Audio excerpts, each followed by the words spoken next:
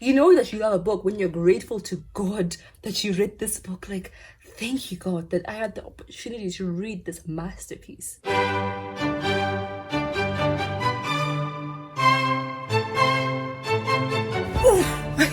Hi, my name is Joella, and today you're in bed with me. We're gonna get really intimate and talk about one of my favorite authors. I know I titled this video like favorite author, but to be honest, I have a lot of favorite authors.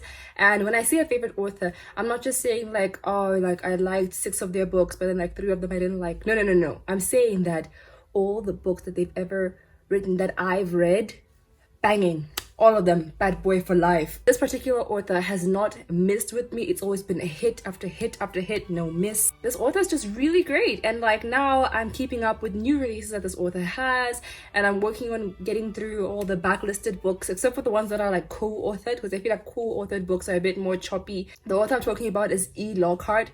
So many great books by this author. I've only read 3, but I honestly, at the caliber I'm seeing these books at, I'm pretty sure I'll like them all. If I don't, I'd be shocked. I love Lockhart, one of my favorite authors. I just love the writing, love how every single book leaves me with a mind fuck. It's crazy, like every single book surprises me, shocks me, teaches me something, and I see a lot of myself or something within myself in each of these books. Like, I don't know, like it explores, I feel like each of the books kind of explore humanity in different ways, and also craziness, and it's amazing. Like, the characters really feel bland in the beginning, I'm not gonna lie, but as we go further, it's not really about them, but about everything around them and how they process things and how each and every character shocks me, you know? These are the 3 books I have from the author. I have Again, which is the newest one that I've read. This is Genuine Fraud, which is the first book I read by this author. And then this one, which is We Were Liars, which was the second book I read from this author. I think I'll talk about them in order of publication, so let's start. First things first, We Were Liars. Oh my gosh, my face is so oily and my skin is purging, if you can see.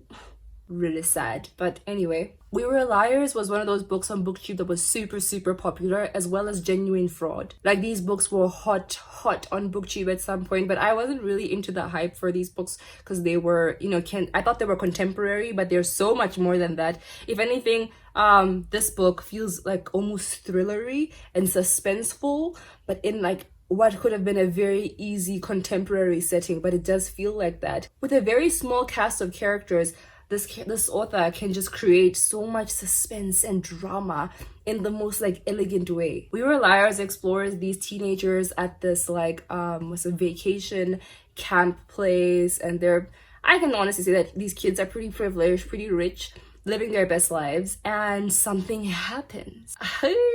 I think the best way to explain this book without really spoiling, because all of these books are very easy to spoil if you get carried away. So I'm just going to read the blurb for you. Yeah. We are liars. We are beautiful and privileged. We are cracked and broken. A tale of love and romance, a tale of tragedy. Which are lies, which is truth? You decide. All these kids are at this island in Massachusetts, USA, at Beechwood Island. There's like a map for the place. It's really cool. And yeah, it's one of those where, you know what, I really can't spoil it, but I can tell you that it's an epic twist. It's an epic, suspenseful, fun journey, and you will be kept guessing, honestly. I think I kind of predicted one thing from this, but I got like 5 different things by the end, and I was just completely and utterly shocked, and I think it was such a good fun time. This is like quick read. I read this in a day. I got really emotional when reading it. At the end, I was in tears. I felt just so much, especially reading it in like one sitting. So I was very engaged and very in the story. So, you know, full immersion. That's what I can say. Like, full immersion. It's a very summery feel because it's like a holiday home, and I read it during summer hot times. So yeah, very atmospheric, very beautiful writing. Let's move on. Genuine Fraud was fantastic. This book, let me tell you the most interesting thing about it. Let me just read the blurb for you real quick. Okay, this blurb is really long. I'll take a picture. There you go. You can read it for yourself. I don't know how to say the girl's name. I don't know if it's Imogen or Imogen. In my head, I said Imogen, so I'm just gonna say it like that. First things first, this is a mystery. I can honestly say this is like a mystery suspense kind of book. An almost thrillery type of book, actually. Suspenseful thriller, best way to put it. The most interesting thing about this book is that it starts with the last chapter. Well, the second last chapter, it literally starts with chapter 18. That is the second last chapter. This book ends on chapter 19. So you're going backwards in terms of story. You're going chapter 18, 17, 16, and you are going to have to try and figure this all out. So you're basically starting with the end of this thriller, and you are going to learn the thriller backwards, and it's so pretty. Hi, I'm talking about books. Hi. Hi. So you start with chapter 18, and then you go on and you go on, and it just starts opening up the plot, and it's so fun because you're literally trying to figure it out the whole time. It's such a smart way of writing. I mean, this writing is just so intelligent. I was so amazed. And so you know that you love a book when you're grateful to God that you read this book. Like, thank you, God, that I had the opportunity to read this masterpiece. I might be overselling it. I might be, because I'm not really a thriller book reader, to be honest. But honestly, I don't know. I feel anyone would really enjoy this. I feel like it's masterful suspense, as said right here. I hate that I can't really tell you too much, but I can tell you that Imogen is an heiress and Jewel is a fighter, a social chameleon, and it's all about friendship, murder, maybe 2 murders, a bad romance, maybe 3 bad romances, and a disappearance.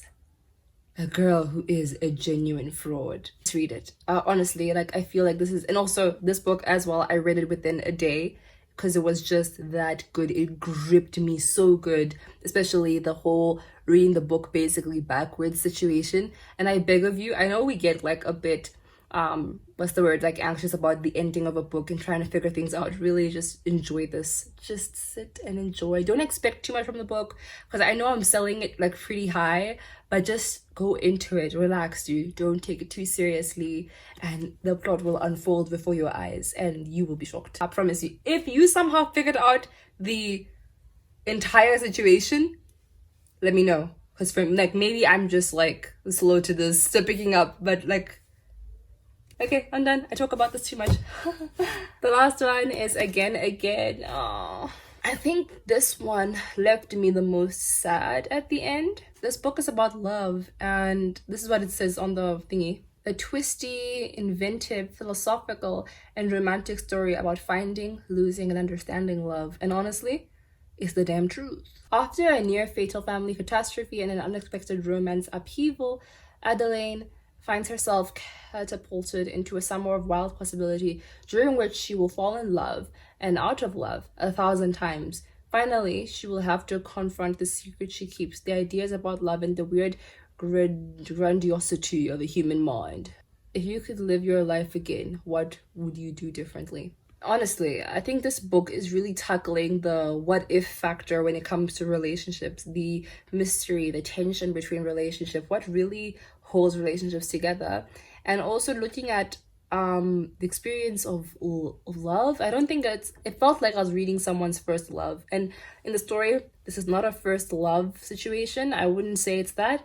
It's very much more, I wouldn't say this story is a love story. I wouldn't call it a love story. I would say this is a story about love. It's not as intense as, say, if you've watched the movie Malcolm and Marie, please do watch it. It's an amazing film. Also, same thing. It's not a love story. It's a story about love, and it's an amazing film that talks about so much that I feel like a lot of people can see in their own relationships. Even, man. I mean, this movie really opens up a lot about relationships and what really goes down, and, you know, the power dynamic and the fights and the love and the whole thing of like love and hate in a relationship, because they aren't mutually exclusive when you are in such an intimate relationship. So that's something interesting that you should look at, watch that movie. Anyway, this book feels like that kind of movie, but in a more YA way. It's very much more young, teenage love, you know what I'm saying?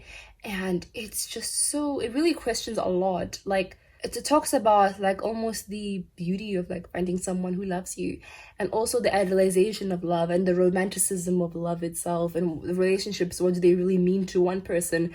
It could mean totally differently to somebody else. And it just challenges these little issues in relationships that I feel I have, like my own personal views, relationships, and how I may idolize relationships just like this main character. And being confronted with these questions through this character was just earth-shattering. It's a very emotional read, and I don't know if you have experienced like that whole teenage romance situation. I feel like you could really get something out of this. Not like get something, but just like be reminded of something, maybe relearn an old lesson through this book. Like, it was just so beautiful. The book isn't just about the intimate relationship between, like, you know, love interest, but also family love, that family dynamic situation. It talks about that too, which is nice. It's always nice to see family in a YA book, not just like parents are just like these non-existent humans that we just never see, and these teenagers are getting into like funny situations. No, this is like very much friends and family and like intimate love, and looking at all that, because it just looks at so much. It's beautiful. It's one of those, like, I wouldn't say it's a summer read or a holiday read, because for me, I felt it was kind of heavy, but maybe for you it won't. But it's definitely one of those reads that you can just finish in a day, in just a few hours, and just enjoy it for what it is. I don't know if you could see the art in the shadows, but here they're walking towards each other. He's walking towards her. See the shadows? Then this one, they are passing each other but holding hands. I just... philosophy. So philosophical. All right, that's all I'm gonna say for these books. I know I haven't said much, but I'm trying to talk to you as a friend, man. Like, this is how I describe these books to my friends, so I'm gonna describe them the same way I did with them to you. Let me know who's your favorite author, or at least an author that you feel, or authors that you feel haven't failed you at all, like their writing has never failed you. And if that's not the case for you, then an author that's failed you like very like minimal compared to how much they've excelled. Okay, done. Okay, goodbye. Thank you for watching, and I love you.